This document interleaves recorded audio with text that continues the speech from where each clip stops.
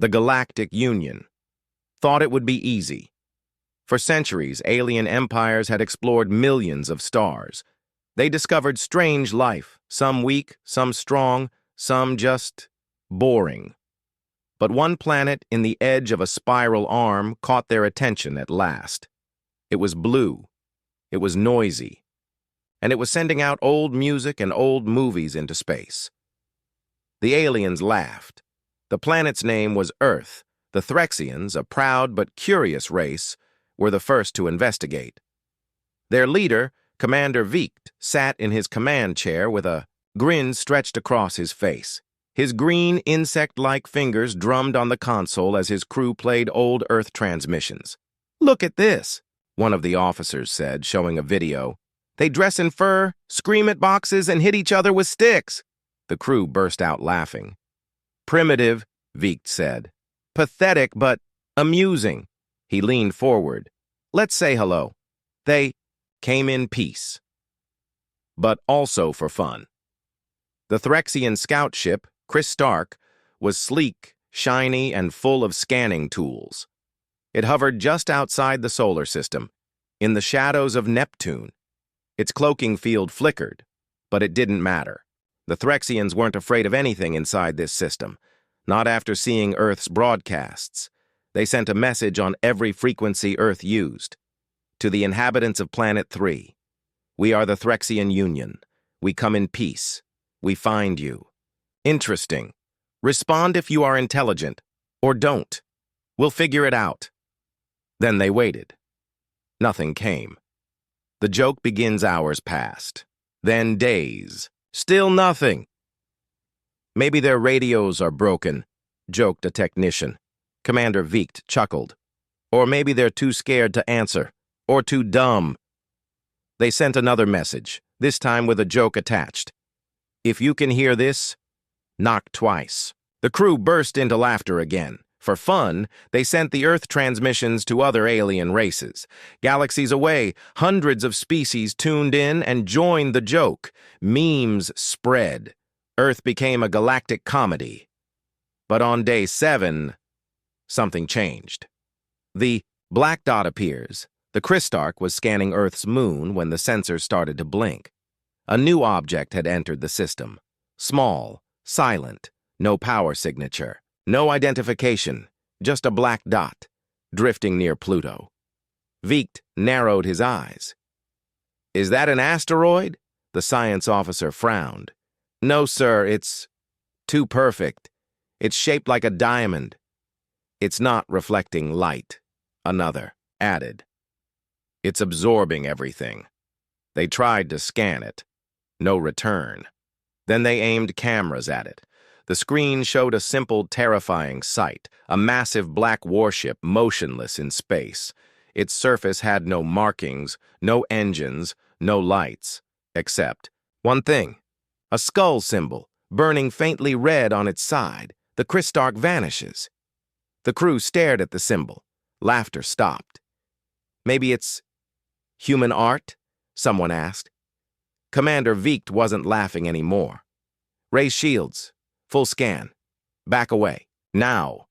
But it was too late. The black warship didn't move. It didn't shoot. It didn't even acknowledge their presence. It just sat there. And then reality twisted. The stars stretched.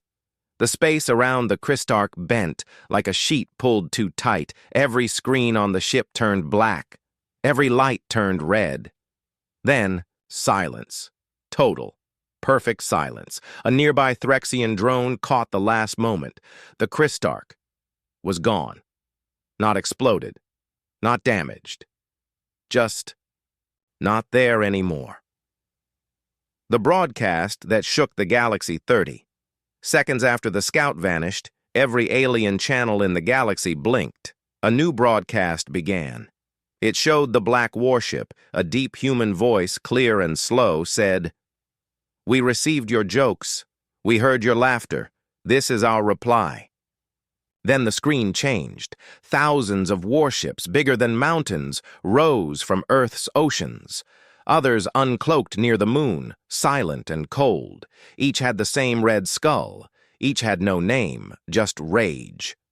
They were never primitive panic spread in. The galactic networks. The species that laughed now screamed. The Threxians tried to explain, but they had no ship, no data, no answers.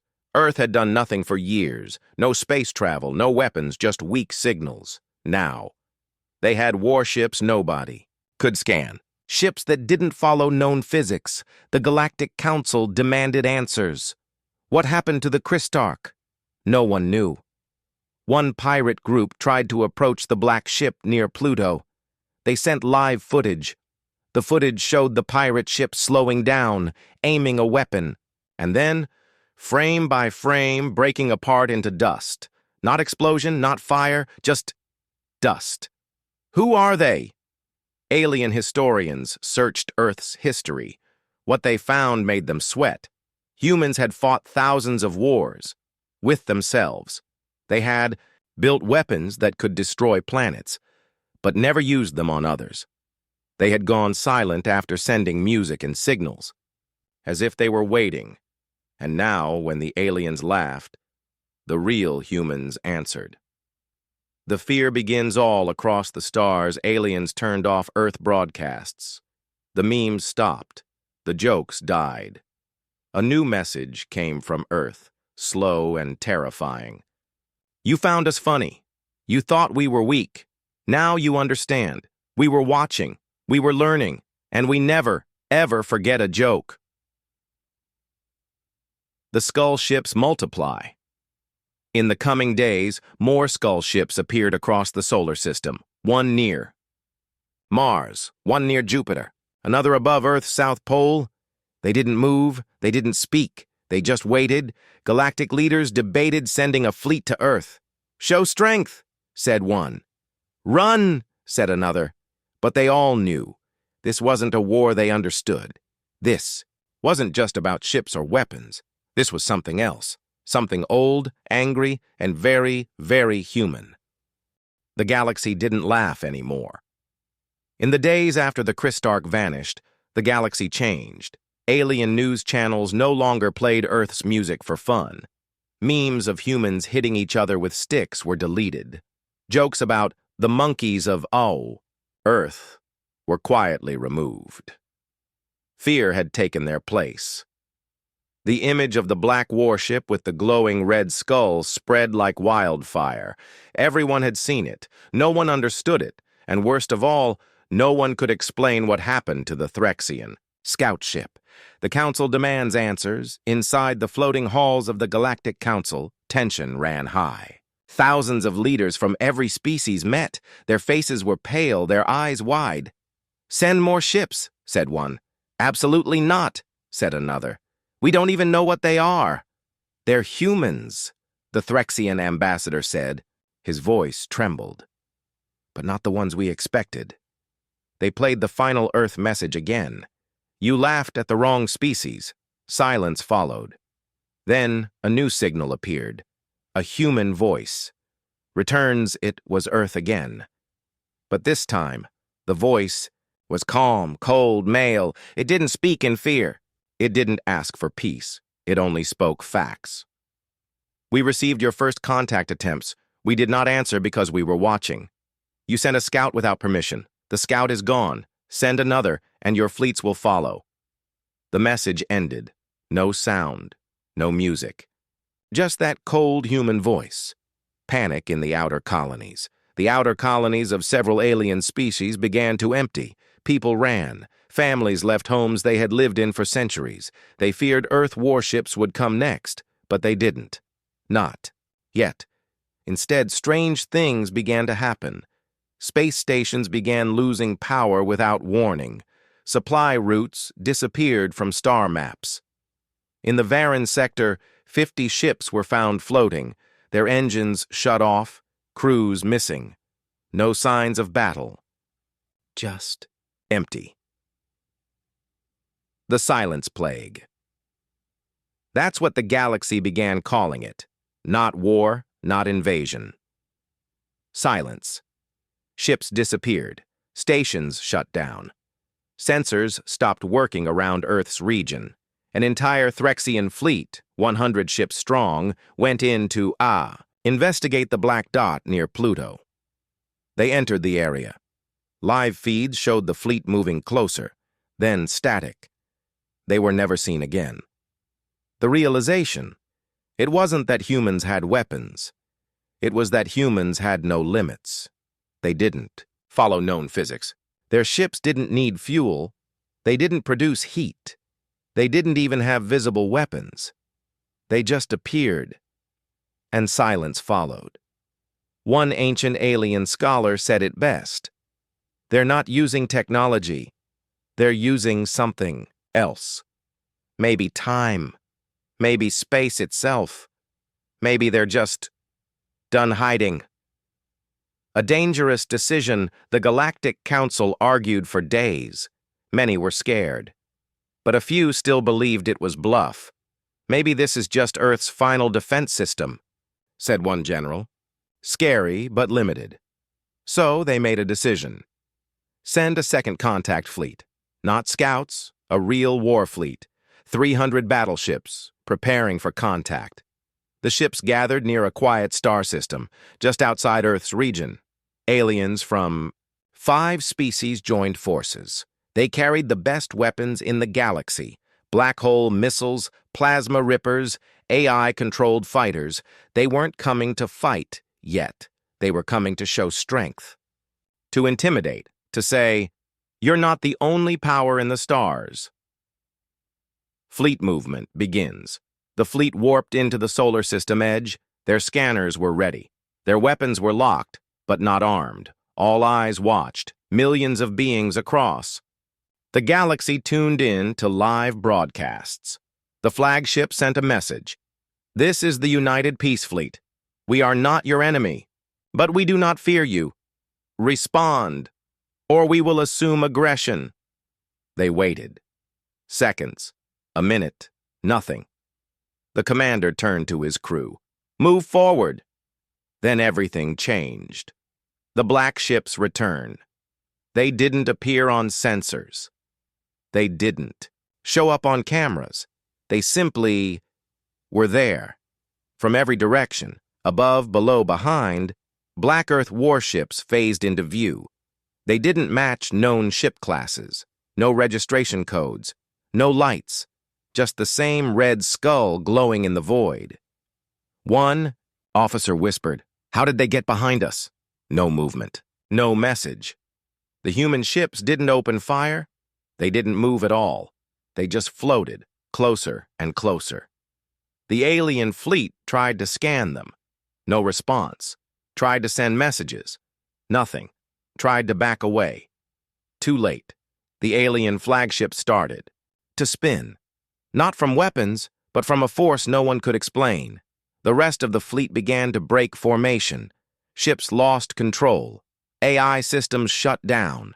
Panic erupted. They strike without weapons. Then the feed cut out. The only ship to escape had recorded a strange phenomenon. No beams. No bullets, no explosions. Just flickering black shadows, ships vanishing in mid-space, and in the silence, voices whispering in old Earth languages. The escape ship returned with one crew member alive, eyes wide, mind broken. He whispered, "They weren't machines. They weren't drones. They were wearing the ships. Something was inside them." A nightmare wakes up.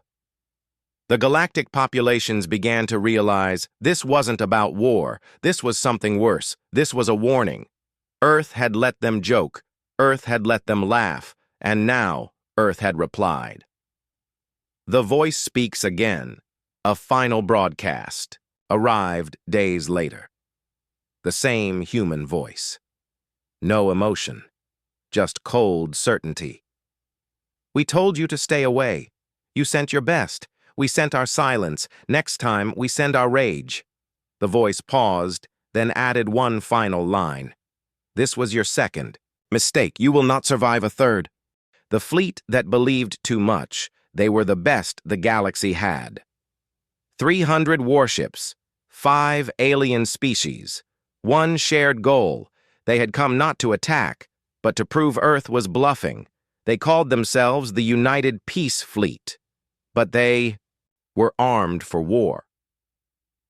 Inside the flagship Glory Flame, Commander Iriath, a tall, lizard-like Zarnian with 3 golden eyes, stood on the bridge. He stared at the live feed of the Earth system. "Humans scare the weak," he said to his crew. "We are not weak," his second officer nodded. "They're ships. They make no sound, no signal, no movement." "Then we make them speak," Iriath said. He raised a scaled fist. "All ships, move forward." Crossing Neptune's orbit, the Peace. Fleet entered deeper into the solar system. They passed Neptune, then Uranus. The area was quiet, too quiet. Their sensors picked up nothing, not Earth signals, not human satellites, just emptiness. The crews grew uneasy. "Why don't they respond?" asked one pilot. "Maybe they're scared," said another. Commander Iriath wasn't sure, but he wasn't going to turn back. Jupiter, a graveyard of sound. As the fleet approached Jupiter, something strange happened. The planet's massive gravity field was silent. No magnetic storms, no signal interference, no echoes. It was like space around Jupiter had been muted. Like something was waiting. Then it happened. They appeared. Again, one by one, black ships faded into view. No sound, no weapons, just shadows floating through space. Not from one direction, but from all directions. Top, bottom, left, right, every angle. They surrounded the Peace Fleet like hunters around prey. A single message, one message came through. Not audio, not text, just a pulse. A single word in every alien language. Leave. "Weapons power up," Commander Iriath's eyes narrowed. "Enough," he growled. "Target lead warship, fire warning shot." The order spread, but when the cannons locked, the targeting systems failed. The weapons turned cold. Power levels dropped. Thick black mist began forming around the ships. Crew members coughed. Lights flickered. Then a second word appeared in their system. Warned. The attack that never looked like one. What followed was not war. Not the kind the galaxy knew. It was horror. One ship's bridge crew froze solid mid-sentence. Another folded in half, its metal skin bent like paper. A third simply vanished, leaving no wreckage, just empty space. No weapons fired from the human ships, no lasers, no missiles, just destruction without cause. Like the universe itself obeyed a different law inside their reach.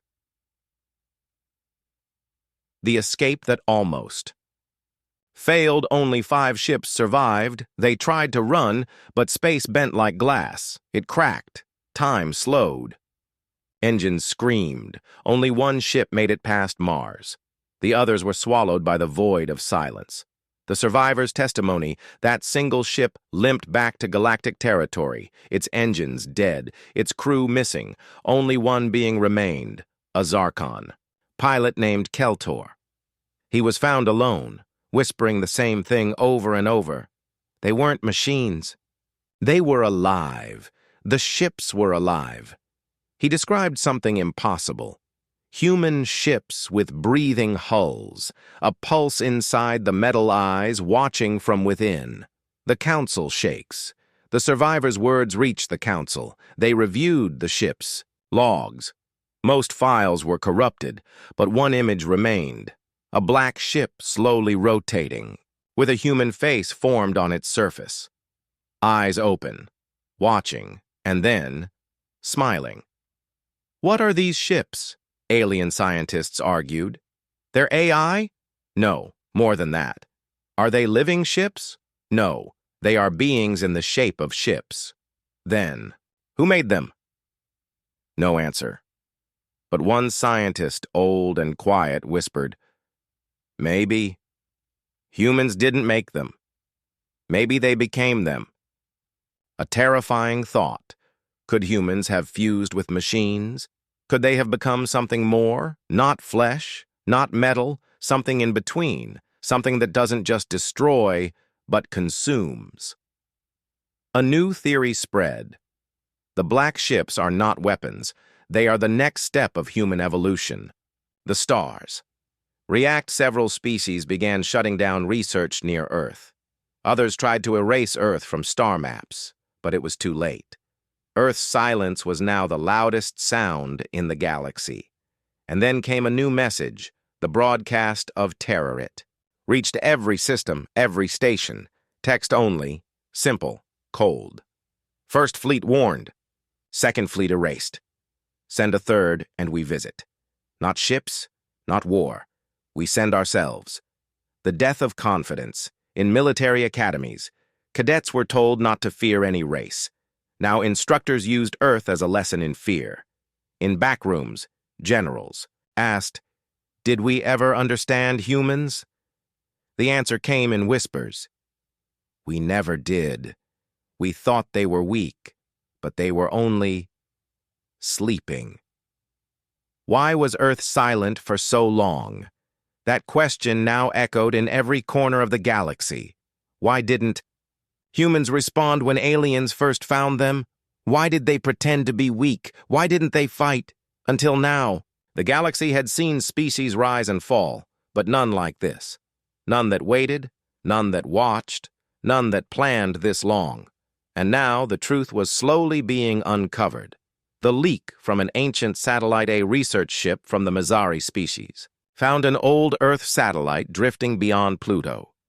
It was offline, abandoned, but inside was data, encrypted human logs.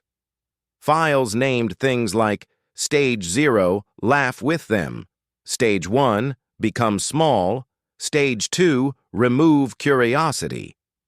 The scientists didn't understand. Then they found a file marked Phase 3, silence. They decrypted it.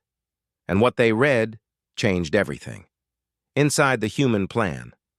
The log wasn't just data, it was a plan, written hundreds of years ago by Earth's hidden leaders. They search for planets with war. They invade the loud. So we must go quiet. Let them think we are fools. Let them mock. Laughter protects us. Then when they come close, we erase the laughter. The galaxy thought humans had no space program. No warships, no real power. That was the plan all along. Earth built underground. And off-world, satellites had shown cities on Earth's surface. What no one realized? Those cities were decoys.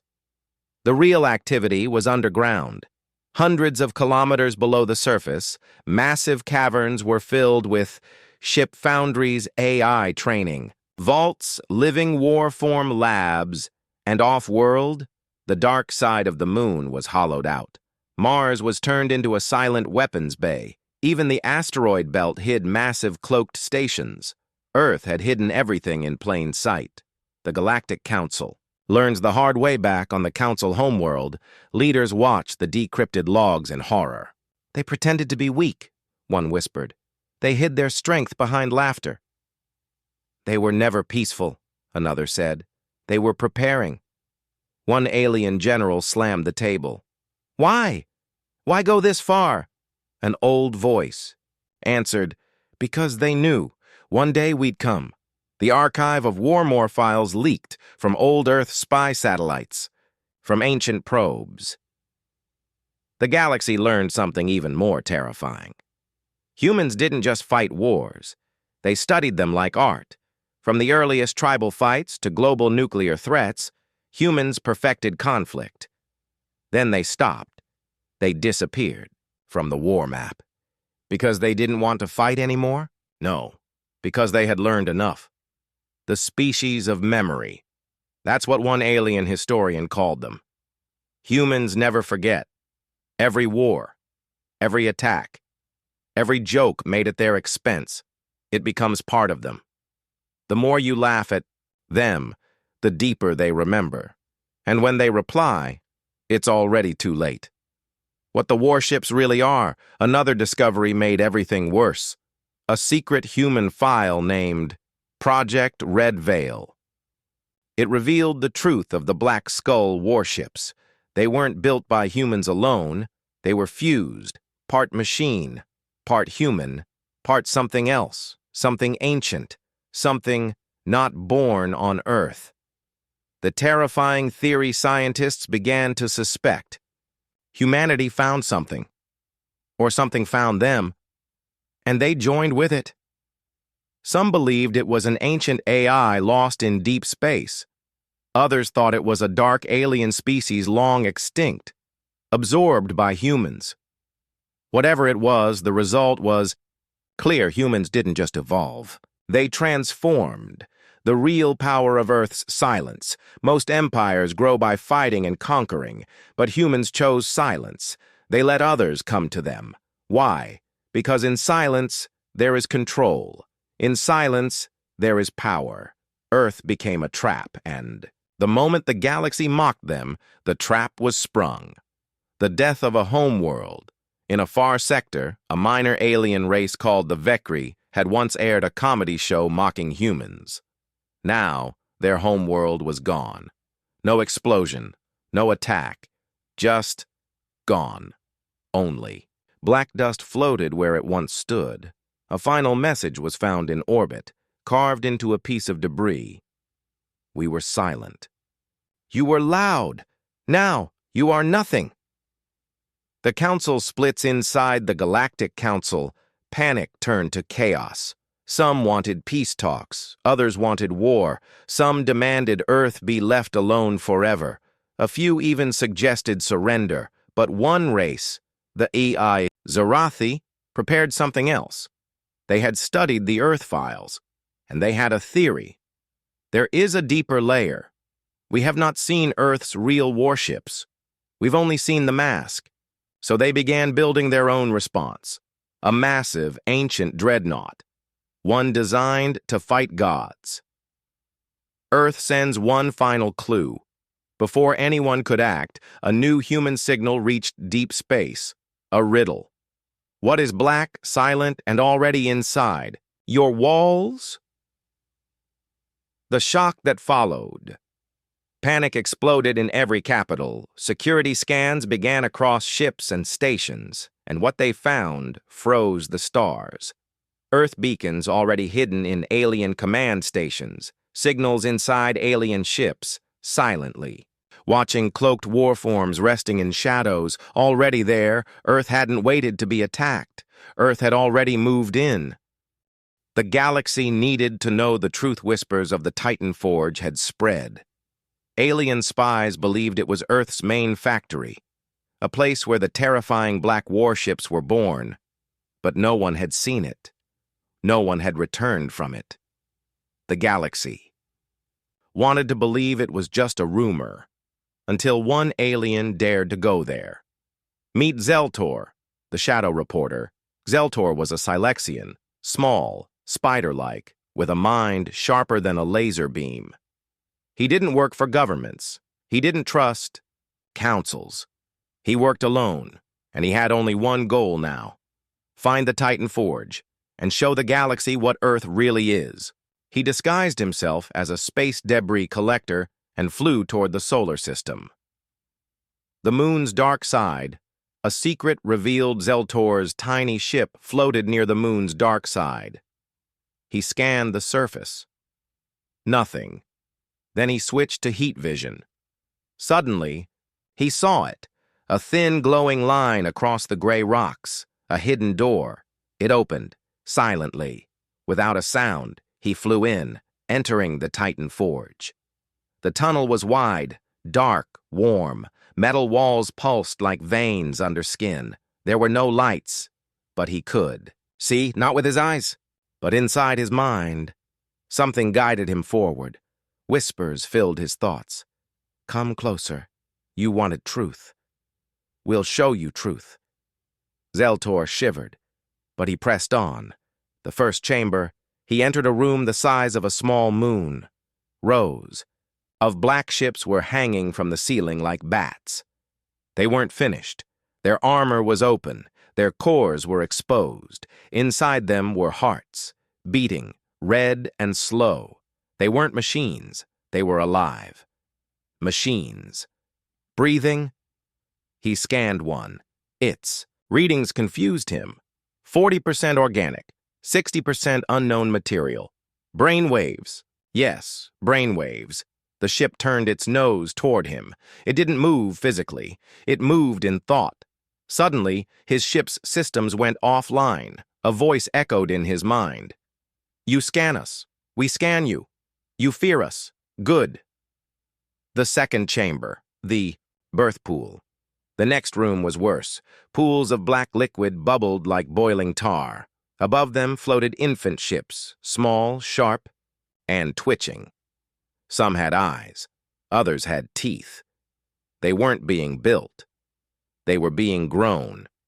He saw large machines injecting code directly into their brains before they were even complete. It was like watching nightmares hatch. The Hall of Silence. Then, silence. A new chamber, a hallway filled with statues. No, not statues. Humans. Frozen in time, some armored, some glowing, all standing perfectly still. Their eyes were open. Their mouths were closed. A sign above them read in ancient earth text, Do not awaken. He stepped closer.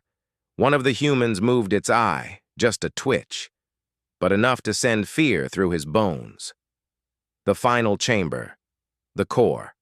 At the end of the forge was a giant sphere, black, spinning, whispering. It hovered above a bottomless pit. Energy cracked from it like lightning. Inside was something. He couldn't tell what, but it was watching him. And then it spoke, not in words, but in raw thought. You have seen. You cannot leave. Caught before he could run, Zeltor was grabbed by something cold, a human shape. But it wasn't human.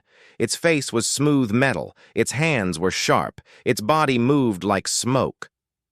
You want to tell the galaxy? It asked. Then tell them this. We are not weapons. We are warnings. Zeltor escapes. Or, so he thinks. Suddenly, the creature let go. Zeltor fell backward into his ship. The forge door opened. His systems came back online. He didn't ask questions. He ran, all the way back to neutral space. The broadcast that broke the stars. He uploaded everything. The galaxy saw. Ships being grown. Ships, thinking ships watching frozen humans in armor, still alive, and the final image, a close-up of the core's eye. Blinking, the video spread like wildfire. Some called it fake. Others believed. The message that followed. The galaxy watched. A new Earth signal appeared. You found our garden. You saw our children. You now understand. We do not build ships. We raise them. The message ended with one last sentence. And the Titans are almost ready. Fear rises everywhere. Several empires shut down space travel. Traders refused to fly near Earth. Black market smugglers began selling human warning beacons. To ships, some civilizations even left their star systems, fearing the Titans were already coming. The galaxy was not preparing for war.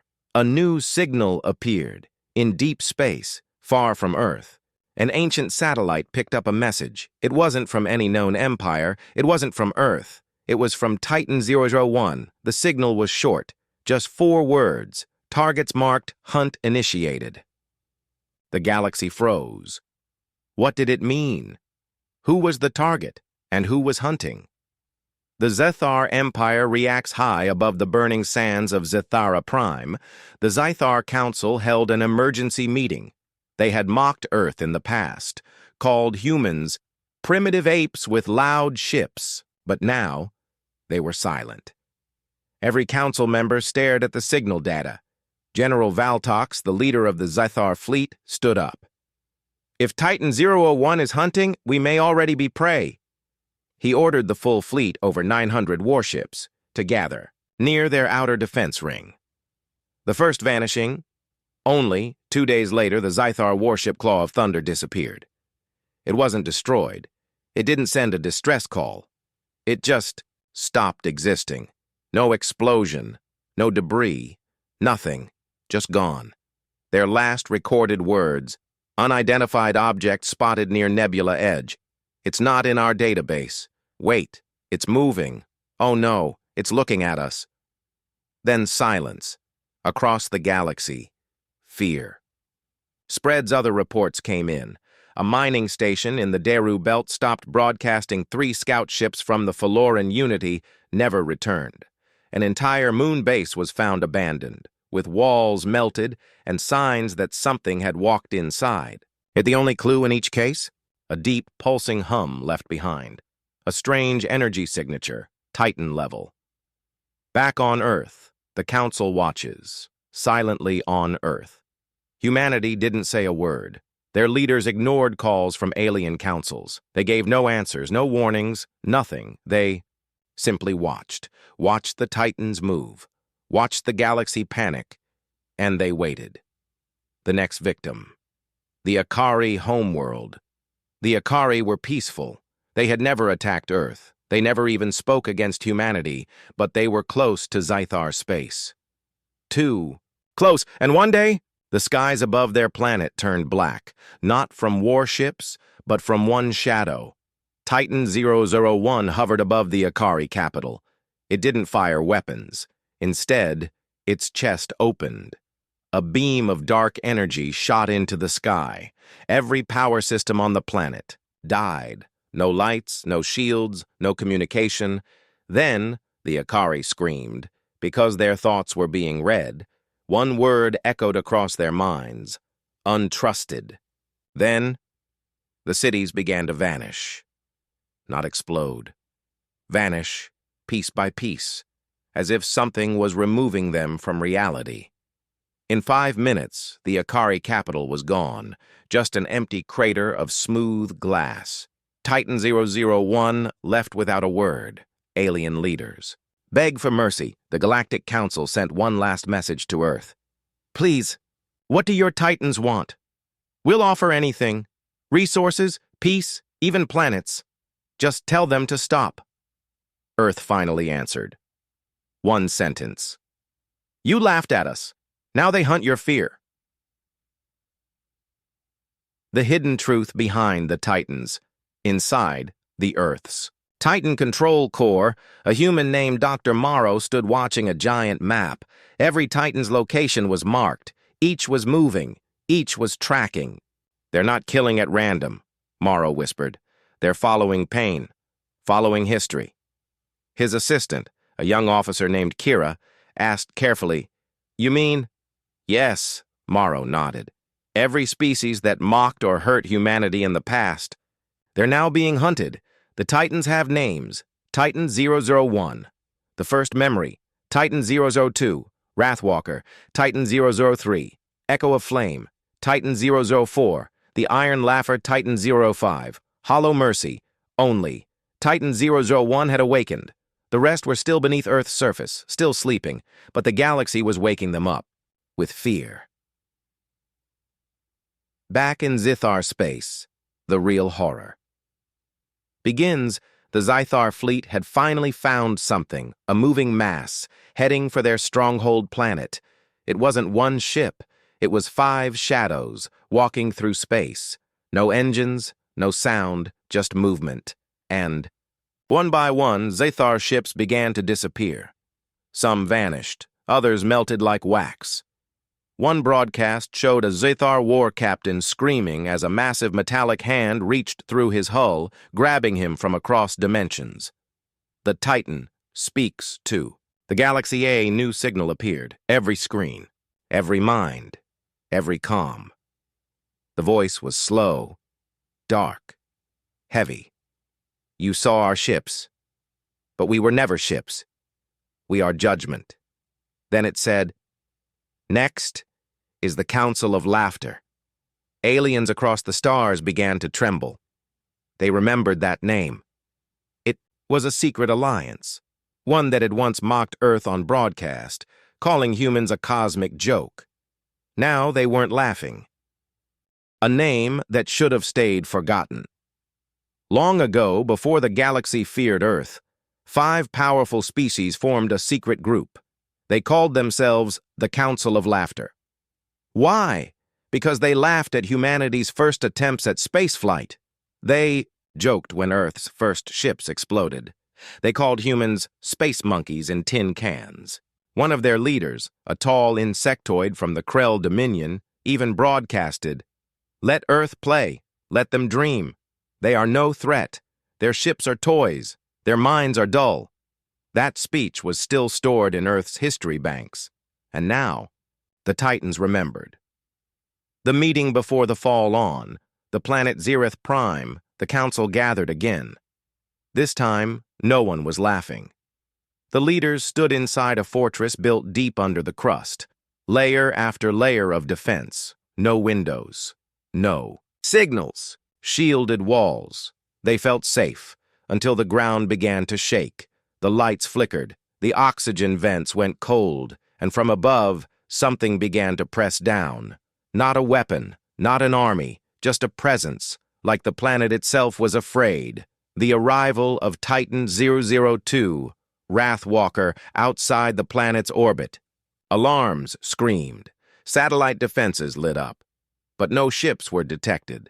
Only a shape, stepping out of a rip in space, a red giant, 10 kilometers tall, walking through the stars like stepping stones. Its name was Titan 02, Wrathwalker. Each step shook. Nearby moons, its voice cracked open the minds of every soldier. "Council of Laughter, your crimes echo, your fear is loud, your time is gone." The panic inside the bunker. The council members screamed for evacuation. Ships were prepared, but as they opened the exit gates, they saw it. A giant red eye staring down from the sky. Their ships melted before leaving the ground. One counselor dropped to his knees, whispering, "We were just joking. It was just a joke." But Wrathwalker didn't care. Titans do not forget. Titans do not forgive. Total communication. Collapse. All communication systems on Zereth Prime failed. No outside help could reach them, but one signal went out from Titan 002, a recording of the Council's old broadcast, playing their own laughter back to them. It echoed across the planet. Their mockery of Earth played on every wall, every screen, every speaker, as fire fell from the sky, the last broadcast. Only one camera survived long enough to capture what happened next, a single drone, hidden deep in the crust. It showed Wrathwalker reaching down, through the clouds, through stone, through the core itself, and grabbing the entire fortress bunker.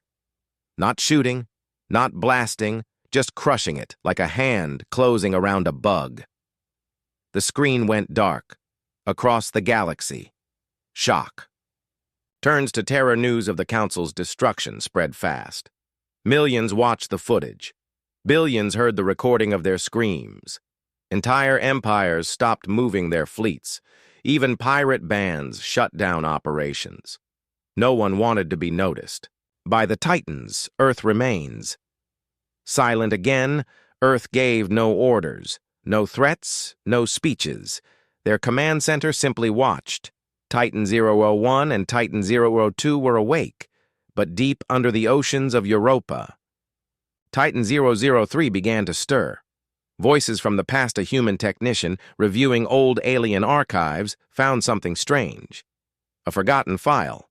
One where alien leaders laughed at a human refugee ship that was destroyed during first contact. They called it an accident, the tech whispered. But they enjoyed it. They celebrated it. He looked up at the blinking red lights on Earth's Titan console. "We didn't forget," he said. "Now they'll remember. A new Titan." Wakes in the deep cold of Jupiter's moon. Europa, under thick ice and ancient oceans, something moved. The ice cracked from beneath. Boiling water rose like breath from a sleeping beast. Then, Titan 03. Echo of flame opened its eyes. Unlike the others, it didn't walk through space. It didn't talk. It simply burned. Its body was living plasma, a ghost of fire, a star wrapped in human metal. The scientists who once built it had whispered, "This one is for revenge." The empire of Veltrax, thousands of light years away. The Veltrax Empire held 50 planets. They once led the charge to mock Earth. Their entertainment channels created shows about stupid humans. They sold human-shaped toys that exploded when squeezed. They even auctioned off crashed human ships. They are this a message burned onto every screen. Their moons started melting. The sky rained fire. Veltrax Prime had never seen war on its soil. It had force fields, shields, towers, defenses built over centuries. All of them failed in seconds. Titan 003 arrived without warning. It did not send troops. It became the sky, a living sun above the planet. People's cities evaporated, and the Veltrax High Leader, floating, in orbit in a golden space palace, whispered his last words. "Forgive us. It was only for views." Titan 003's flame answered. There was nothing left to bury. Galati. The galaxy tried to hide what was happening. News channels were ordered to stop showing Earth's attacks, but secret broadcasts kept leaking. Pirate signals showed the Titan firestorms. Survivors screaming and alien leaders begging for mercy. One message was repeated by a human voice. "We warned you." You laughed. Now, burn. The alien scientist who knew on a dark moon orbiting a gas giant, an old alien scientist named Dr. Greel, once a part of the Council of Laughter, was in hiding. He had studied Earth for years. He had warned them, and now he watched from his lab as planet after planet was erased. He whispered to his assistant, "They don't need fleets. They don't invade. They send Titans. And the Titans remember everything. A message from Earth. Still no words." Once again, Earth said nothing. No president spoke. No admiral made demands. The Titans moved in silence. But across Earth's sky, in every major human city, a hologram flickered on buildings. "They erased our people. They erased our pride. They laughed when we died. We won't stop until their laughter ends forever." Titan 003 leaves ashes behind after Veltrax burned. Titan 003 didn't celebrate. It simply vanished. It left no mark, no trace, no message, only a dead system, blackened planets, melted moons. The Titan didn't take revenge. It answered a memory, and then it moved again, toward the next voice that once laughed. More Titans. Back in the hidden Earth vault, deep underground, alarms started to ring. The Titan project was waking up more than just machines. Scientists ran to consoles. Lights blinked. Titan 004 was blinking online. Its name, the silence between screams. No one knew what it looked like, but one line appeared on every screen. They laughed at our silence. Let them drown in it. Carno. The planet Carnox had no laughter. Its people didn't smile. They didn't cry. So when rumors of Earth's revenge spread, Carnox leaders said, "It's fear propaganda, emotion-based warfare. They didn't prepare. They didn't hide." To then, all sounds stopped. No wind, no machines, no voices. T. Carnox had never known noise, but this was different. Its weight was wrong.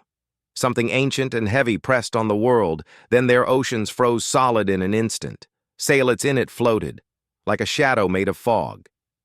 It had no form. No. Wait, no, please. Just darkness that moved. Every time someone looked at it, it changed shape. Sometimes a massive ship, sometimes a ghost, sometimes a reflection of the viewer's own face.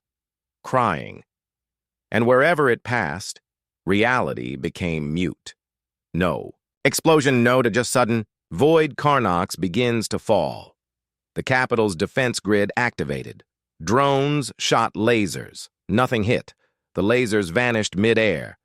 This engines turned to dust. Can children cried, but no one heard. Council of Silence, last broadcast deep where, "We were wrong. They don't bring fire. They bring endings. And now silence is all we have." Then the feed ended. Even the transmission was muted. The Titan's Nature Titan 004 did not destroy. It erased memory data in story. It walked across Karnox, and the planet forgot itself. And photos faded. Computers lost names. People stared into nothing, trying to remember who they were. But there were no answers left. Only stillness. Only quiet. Back on Earth, watching from afar. In a hidden human war room, a lone operator monitored the destruction. He sat in front of a glowing console. All screens showed nothing. He whispered into a recorder.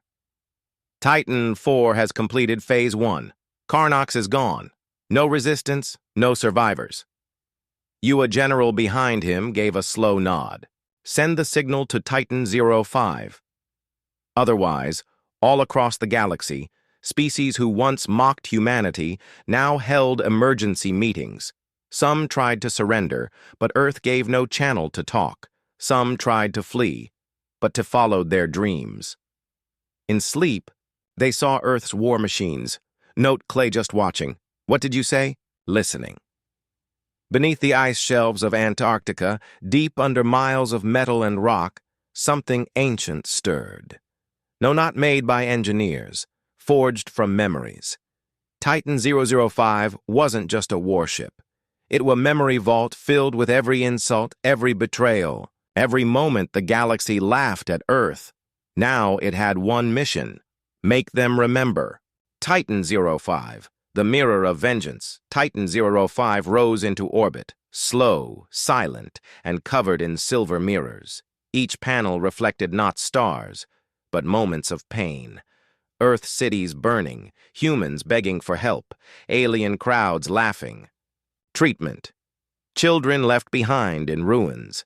The galaxy saw itself in the reflection, and it hated what it saw, because now the pain was theirs. Broadcast.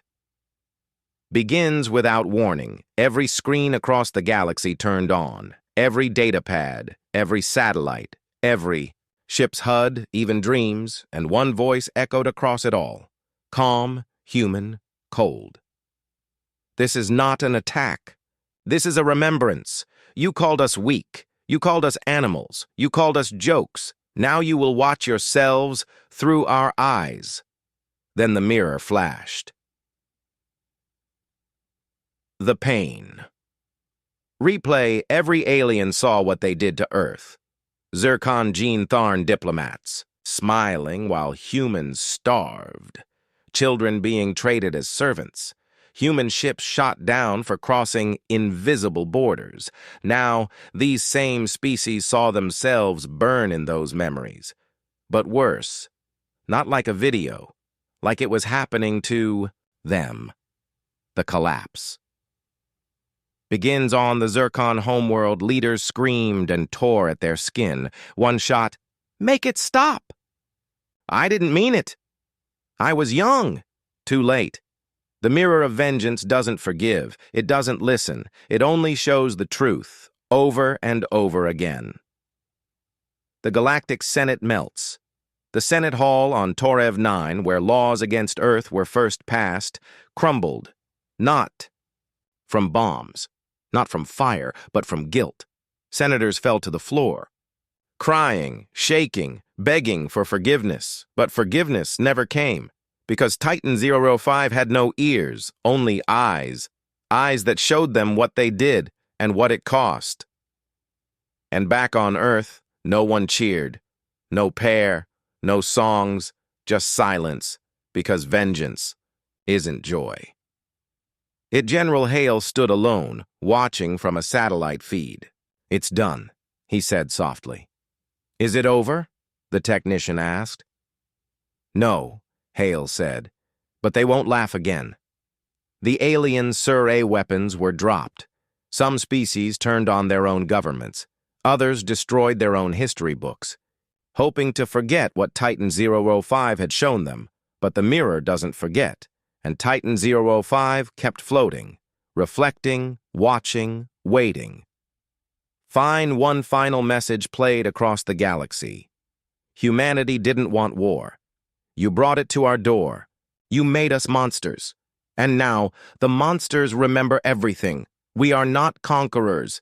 We are mirrors. And your reflection is ugly. He saw a glowing object. Titan 005, still hovering in orbit above his planet. He asked his father, "Is that the monster?" The father, shaking, replied, "No, that's our truth." And in every reflection, one thing remained, the galaxy's own face, full of fear.